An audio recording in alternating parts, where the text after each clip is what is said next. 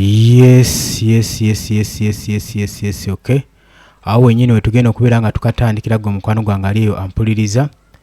Awo wenyini wetugenda okubeera nga tukatandikira. Oli ku Yugi Update Civic Sinzido bango otuwuliriza watana tuyungako kirira wansi w'ekigambo subscribe kikoneko obeere nga otweyungako.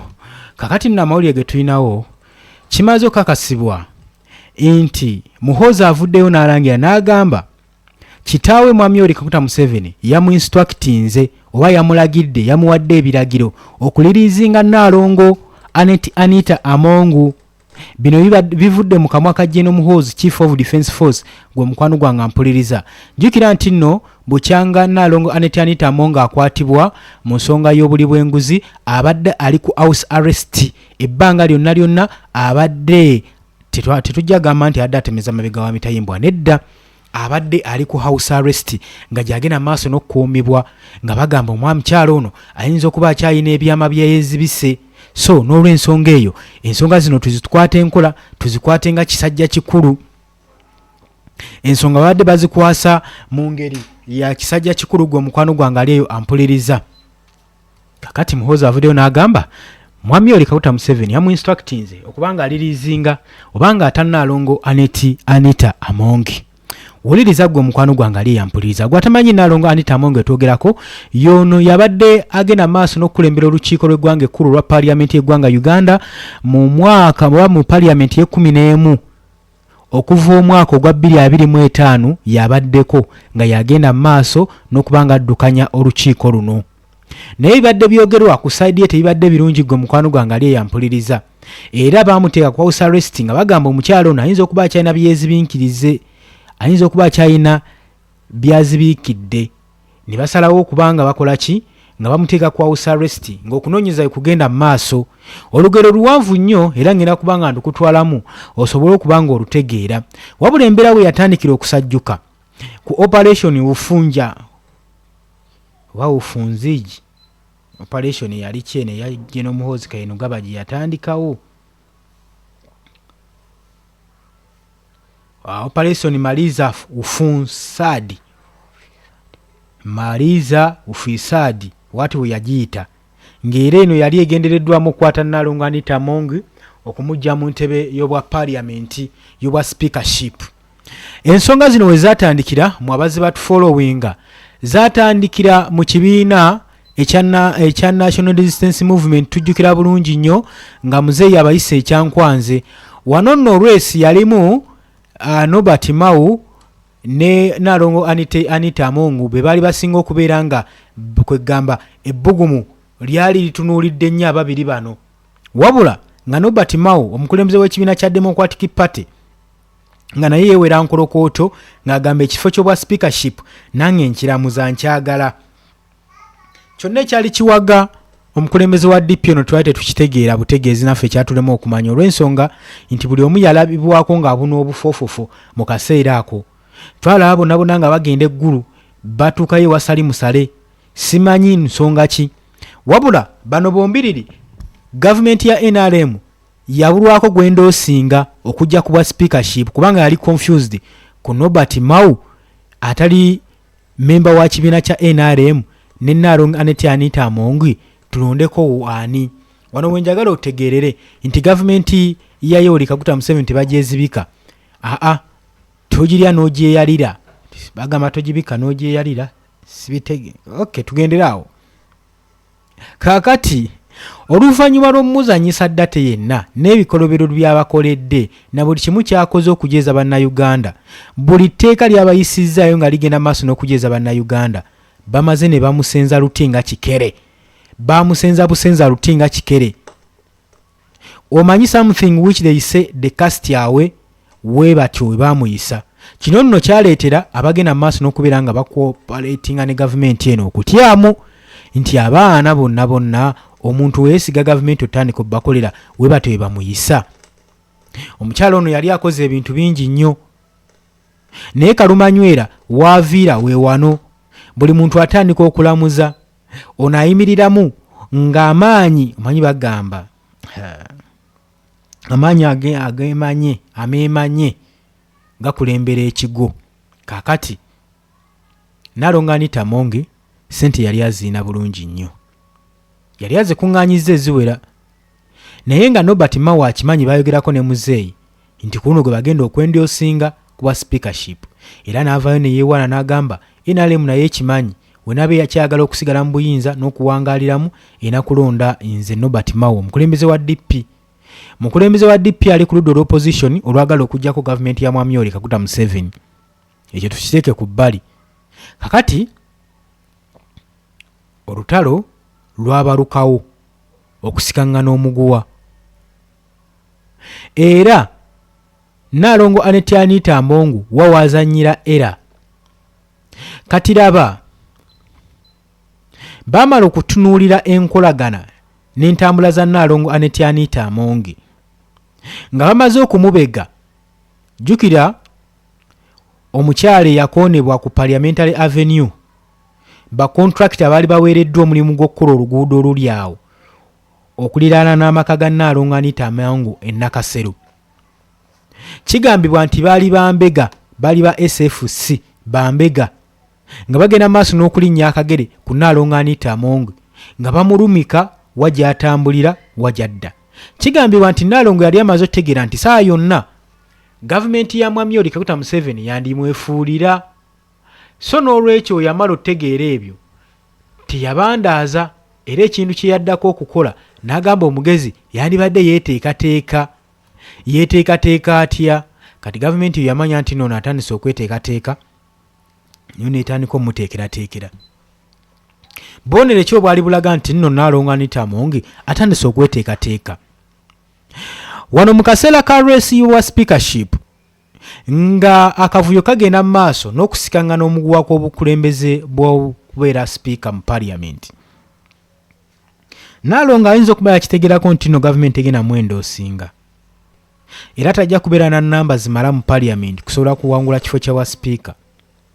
Kye yakola ki? Kye kino kye yasalawo okukola. Yasalawo akole ku nkola ya mukama we Yoweri Kaguta Museveni gy'abadde gy'akozesa okuyisaawo ebiteeso by'abayagala biyiseewo n'ebbiru z'abayagala ziyiseewo, kwe kukwata obubaasa ng'agabira abamemba ba parliament.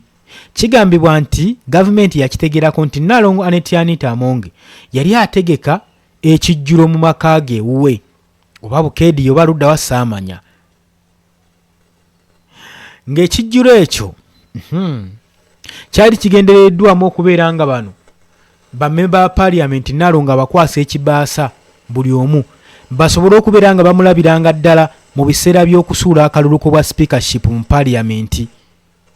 Kitegeeza ki? Nti kino yali akyetegekedde nti NRM ne wenaba temwendyosinze ng'ewaddeyo muntu mulala, at least ajja kuba alina obuwagizi n'ennamba. Otegedde ekintu ekyo. Kati gavumenti laba weekigwamu nga Nnaalongo tannagenda mu nkola neebaako omusango gwemuteekako. Kati gavumenti yali yanoonya dda wa weeyinza omukwatira ne wabula. Kati ate laba Nnaalongo Anita Among wagenda akola ensobi n'aleeta Rolls Royce. Rolls Royce ekika ky'emmotoka eno yaleeta ebizibu, yabimuzaalira, era kyalinga ekyokwekwasa kye baasinziirirako. Era Rolls Royce n'emmotoka ya contributinga kinene nnyo ku downfall ya Nnaalongo Anita Among. Weewaawo waliwo ensonga endala nnyingi nnyo ezamuviirako okugwa n'okuva mu bwa speakership race oba n'okukwatibwa, but those factors did not contributed to the higher or to the large extent. Waliwo contribution ezaali ku smaller extent. Kati kyekya triggering embeera y'emmotoka eno eya Rolls Royce. Outbreak. Bino byonna byali bize bibawo nga babigumiikiriza, bakimanyi ssente azikuŋŋaanya, akola money laundering. Kati outbreak ya byonna yava ku mmotoka eno. Oli ku Yugi Update Civic Sinziro bango otuuliriza, ngezaako kujjukiza mbeera eyaliwo mu biseera ebyo. Nnaalongo Anita Among ng'akyali mu bwa speakership bwa parliament, nga ye baana baliwo nga buli kimu asalawo aduula anyoomula yali alaze eryanya eritagambika ng'era akozesa ne bagadi security guards bamu aba SFC nga bakozesa okugenda okukwata kwabo bakwitisizimu abagenda maaso n'okumwogerako ate nga bakwata abamu ba kibiina kye nekitegeeza nti nno omukyalo ono yali atandise okukozesa obubi obuyinza era nga avvoola constitution y'eggwanga.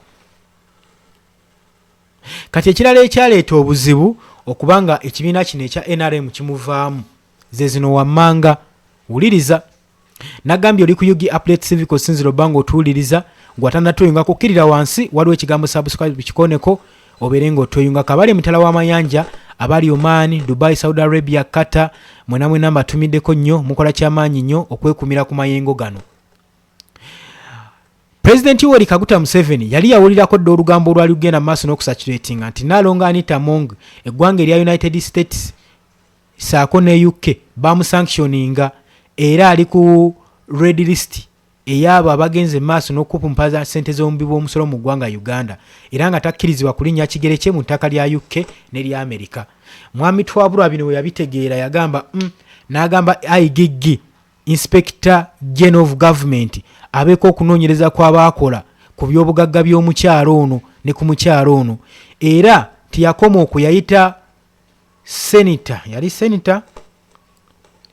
commissioner wa UK mu ggwanga erya Uganda agende maaso n'okubeera nga abitebya akole n'okunoonyereza oba ddala Nalongo Anita Among ayinayo assets zaakukulidde mu ggwanga erya UK.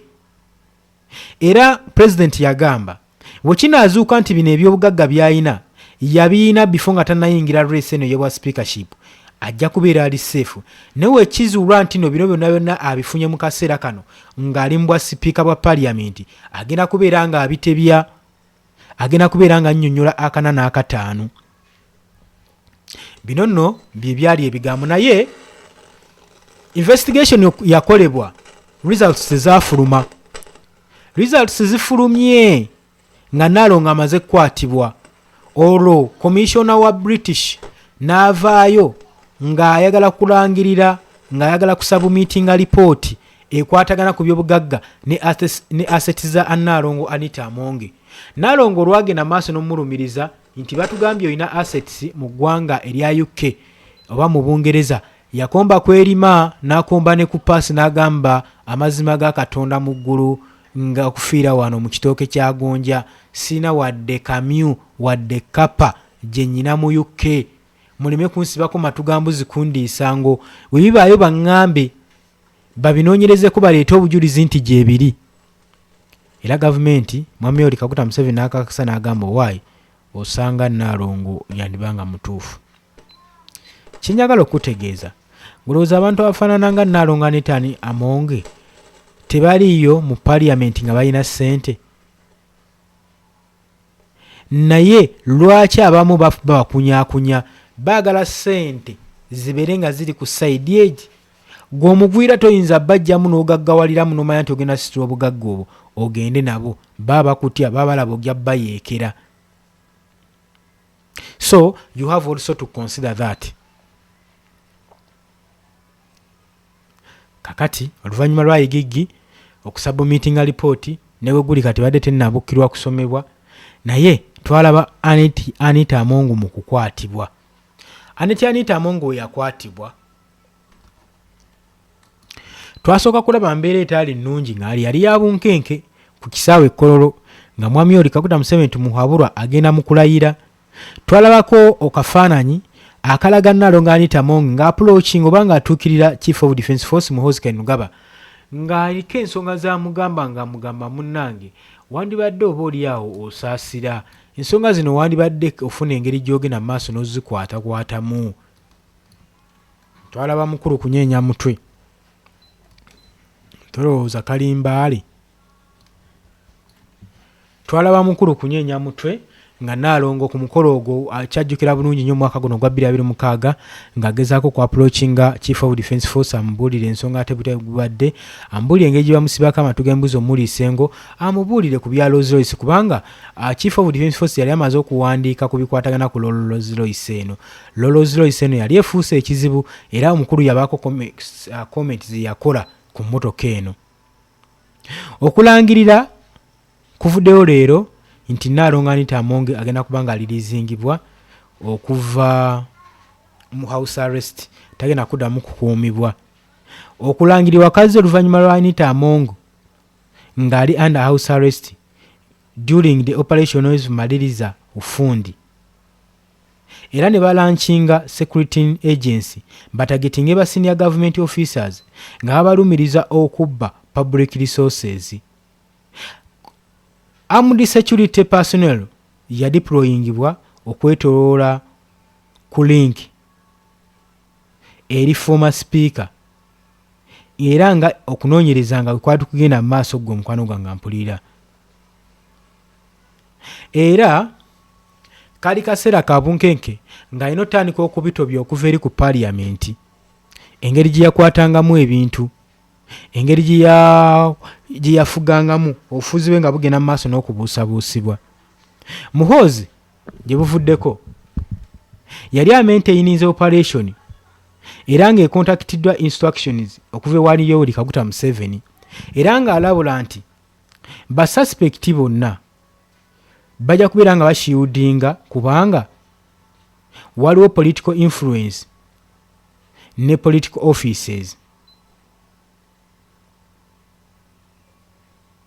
Kakati enkola eno yali wansi wa directions ne instructions eri commander in chief Muhoozi Kainerugaba, era n'atuma operation eno maliza ku fasadi, era ng'agamba we shall expand this operation and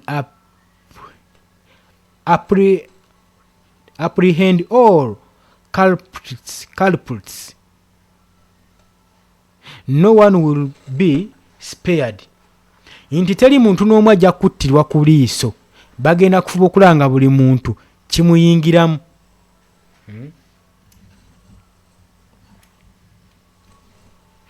Oli ku Yugi Update TV sinzi nobanga otuwuliriza. Naye Nnaalongo mu kukwatibwa investigation zasinzibwa ku byogerebwa nti yali yenyigira mu buli bw'enguzi, yali avumaganya woofiisi ye. Kigambibwa n'ekyokuvuga maganya woofiisi ye nakyo bakimugattirako Nnaalongo ono Anita Among, era yali yenyigira ne mu money laundering saako ne mu unexplained wealth, obugagga obutannyonnyolwa wagye bwava, era ne bugenda mu maaso nga bulinkinga ku office ya Anita Among ku parliament. Era ebigambibwa byayongera okukumamu omuliro era ne byongera okubanga bibuusa parliament, era ne bagenda maaso n'okwogera ku bugagga obwali busakimuleetinga, era nga basuubira mu ggwanga bali tebasuubiramu ssente nkuyanja West. Abakulembeze bali ku top nga bayita mu b'obuyinza, kigambibwa bagenda kubeera nga bapublishinga okulilizinga full account eri obujulizi obugazalinga mu keesi eno. Oli ku Yugi Update TV, nyongera okujjukiza ku sinziro bango otuwuliriza ng'otannatwenga kukkirira wansi waliwo ekigambo subscribe kikoneko obeerenga otwegattako. Nnaalongo Anita Among mu kusooka mu kuleeta emmoroka eyo yeewaana yamuleetera ebizibu, era Muhoozi yagisinzako nnyo ng'agikomentinga nga kulyako komenti ez'enjawulo ng'agamba can you imagine bukyanga kitanga ajja mu 1986 talinnyanga ku mmoroka eyo, nange mutabani we sigirinnyangamu Rolls Royce, kati kijja kitya okubanga Nnaalongo Anita Among eggaali eno agiyina. Muhoozi yagamba tagenda kunyigira muntu n'omukuliisa yenyigira mu buli bw'onguzi, ng'agamba bannansi bajjeezibwa tebalina kyakulya, mwe muli mugula mmoloka ga bbeeyi, muli mu kweyagala, n'agambye tagenda bikkiriza era agenda kwetuma, era omulimu gwe yeetuma yagutuukiriza. Ekyo kye nnyinza okukugamba gwe omukwano gwange ali eyo ampuliriza. Oli ku Yugi Update TV ku sinzidde obanga otuwuliriza ng'otannatweyongako kirya wansi waliwo ekigambo subscribe kikoneko obeere nga otwegattako. Tukyagenda maaso.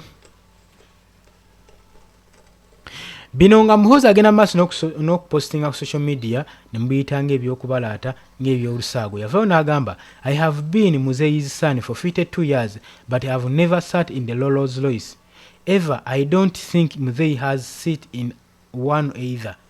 Ne Muzeeyi wange yennyini simusuubira kubanga yali agituddemu.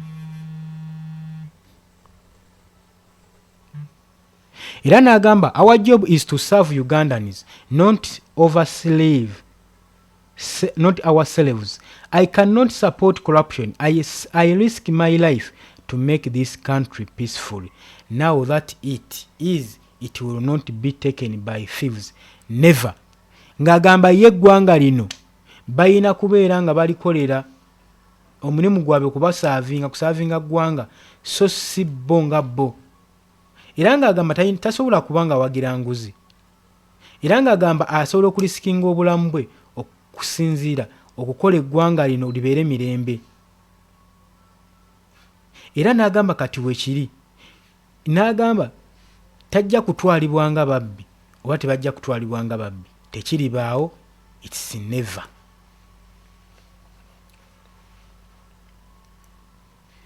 Oli ku UG Update TV, nyongera okukujjukiza kusinza oba ng'otuwuliriza ng'atannatweyungako ng'ekigambo subscribe weekiri kikoneko obeere nga otweyungako. Njagala mbalekere katambi kano n'oluvannyuma tufundikire olunaku. Saagala kubeera nga mbatwala mu katambi kawanvu.